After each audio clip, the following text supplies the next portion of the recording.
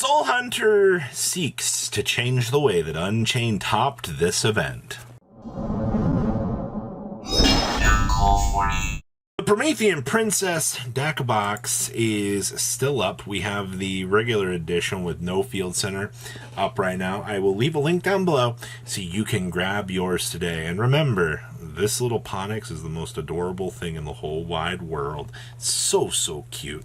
Make sure you guys smash the living crap out of that subscribe button so you guys don't miss out on more Oz content. Phenomenal Games had their PS5 event over this weekend here, and your overall representation for this event, you had 4 Labyrinth duelists stepping up into the arena, so Labyrinth was your most represented deck. You had 3 Sinful Fire King duelists, 3 Scareclaw Manadeum, we had 2 Sinful Rescue Ace, we had 2 Purely, 2 Vanquish, well actually 2 Flaunderies duelists, then we also had 2 Sprite duelists, and then we had 19 others. I also love the fact that we had 2 no-shows down here, putting this overall event at about 40 players, which is actually a really strong number to kind of, step into the arena here to look at these Unchained results, we're actually doing. And remember, Unchained's not even on this graph to start things off, all right? Like, this is a total shift into the meta here to actually see, and it's good to see the overall distribution of things. Now, your top cut here, your top 8, this is a beautiful chart if one actually existed for this. Flaunderies ended up winning this event, which actually is kind of interesting when you think about the overall structuring of the meta and kind of how things are going right now. I actually like that. Now, we also had 1 branded Despia deck. It seems that old Reliable is back at it again. We had a Sinful Labyrinth deck. What in the world is a Sinful Labyrinth deck? I'm curious about that. We also have a branded Predaplant deck. Holy moly, that's a time capsule and a half. We had a Sinful Tri-Brigade Fire King deck. We also had a Sinful Fire King deck. So you had 2 Fire King variants, 2 branded variants overall. That's pretty normal. We also had 1 Purely duelist, and we have our Unchained duelist stepping on up here and challenging the craziness of this. But isn't this amazing to see? The beginning of this format actually showcasing some of the most diverse results that you want to see. Now let's pass it over to deck list. Our event is the power of Flaunderies, as the birds actually take to the sky here, and kind of an interesting build. Double Evenly is not exactly something that I thought I would see in a bird deck. I mean, we have double Towns to kind of offset some of this. You do see 1 Mega Riser with triple M-Pen. Yes, the standard punish the opponent. And then, of course, we rely on some books here for some defensive options. Now, this draws my attention. We're playing 1 Macro Cosmo down here in the side deck. You need a huge chainable option. Don't underestimate the chainability of this, by the way, because you can just punish your opponent on the activation of a card, and your opponent ends up losing something very, very important that they needed for possibly some combo. So that's kind of crazy to think about in the long run, the little things that you can do with that. Outside of that, I mean, you have very strong hand trap usage here, which is meant to help this deck out. And of course, we have double Stree. All right, this is a nice little change of the meta. All right, next up here we have our unbranded deck. Actually managed to get 2nd place. Okay, well, that's really cool. I see that we were straight main decking the Gimmick Puppet shenanigans in here. If you want to feel bad about the meta, don't, because people are still losing to the Gimmick Puppet lockout here in the year 2024. I also see that we are doing Aqua Dolphin plays off of the Aqua Neos. Yes, this is possible strictly because of fusion deployment. You wouldn't really think that this deck would be a main culprit of this, but do not underestimate Aqua Dolphin's craziness. We saw it in Infernoble as the hand-ripping champion. Taking those key resources away from your opponent and not allowing them the chance to play the game is so actually crazy in the modern era. Like, it's genuinely impressive. But overall, this list is actually insane. Good stuff. Next up here, we have Labyrinth. Hi, Sangan. How are you? I see that we were trying to get a little bit saucy today in the innovations department for some of this stuff, especially, if we're calling Sangan up on the phone to be an assister to, toggle on into some hand traps here. I see that, standard Droll and Lockbird's kind of helping us out along the way. You do get to see Lady Labyrinth's One Lovely. I feel like that's been pretty normal up at this point. But this build is actually playing Silvera here with the Dia Bellstars. You're actually using the Dia Bellstar package to get to the insanity that is Silvera here. Kind of help you along with some of the degeneracy that the format kind of, is trying to put in your way, which I think is fine. You just got to consider, how powerful some of this stuff can be. Also, I love the one-ofs out here helping us out to make sure that we can actually play the game.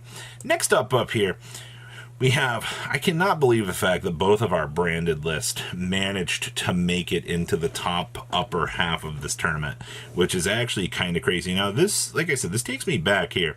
Actually using the Predaplant stuff to go into Ortho Scorpio, actually be able to combo up. And then yes, we are playing Predaprime Fusion in here, so you can make your mighty selection of big guys. I mean, Starving Venom Predapower, you have Trif Overdom, you actually have the Dracostapelias actually being useful in here as broken cards for you. And of course, yes, triple super poly. Alright, this deck already has an insane amount of gas as it is. We can go ahead and ramp that up about 8-fold here. And of course, I see we have one copy of Predaplanting. Everything that this deck wants to do, it's really nice to see it back at it again. I don't know, I'm genuinely just impressed with the things that we can see out here in terms of some of the more insane options. Hey, it's our Unchained variant. This is what I was talking about in another video. We were talking about, Unchained. You're playing triple Ready Fusion out here, so you can make the double Soul Hunter. You know what the Soul Hunter does? It replaces the loss of your Shavara, which actually losing that Shavara really did hurt a little bit. But, you just go ahead and you up to double Shyama. I know Shyama's not like the best card in the world, but you're trying to make sure that you can do things. And of course, this build is also now a culprit of getting to play the Dimension Shifter, so you can go ahead and wipe out your opponent's graveyard. I also see that we are playing a Phantom Skyblaster in here as well. Don't underestimate what you can do with this. I think a few people have forgotten how stupid Phantom Skyblaster can actually be, and some of these little tech choices can make or break some of your meta competition. So really looking forward to seeing some more craziness with this. Now, purely, okay, well, standard is a standard be in today's meta, I do suppose. Alright, this build actually taking a note out of the past here, where you're seeing triple copies of Book of Eclipse here for some defensive options to kind of clamp down on your opponent to, take away really any sort of problem cards that you might think. Your consistency changes towards Sleepy Memory are a little bit rough, but I don't think it really matters all that much. It's a little bit disappointing to see the reduction of these. If you're a purely player, everybody else is extremely happy, and of course, Double Leap. I said this in another video, but Double Leap actually starting to kind of head towards one of the more innovation departments for this deck, recycling those resources. And it's not like, Mr. Nor here can't go ahead and plop it onto the field. It's actually pretty broken. And, hi, Fire King Tri-Brigade. Okay. So we do see that we are playing the one Rise Hard. I feel like this has been a pretty normal little addition that this deck has been getting the chance to kind of enjoy and have access to. Your Tri-Brigade package is pretty standard, I feel like, at this point.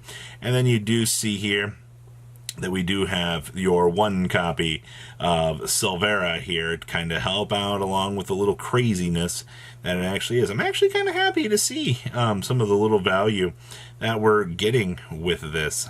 Outside of that, I mean, interesting. I can't wait to see this deck actually become obsolete once we finally get Populous and things.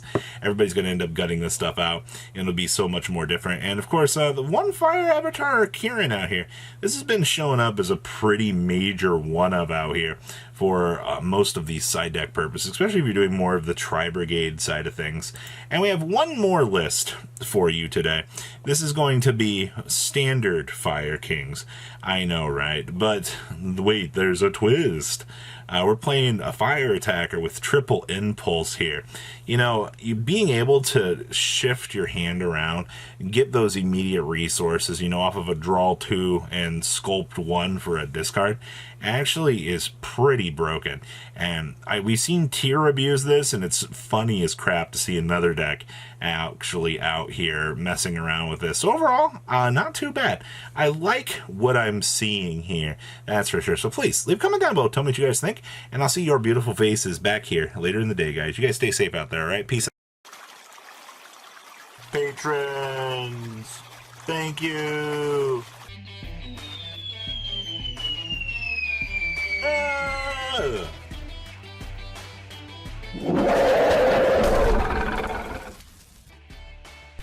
Thank you so much for watching. Check out these other videos.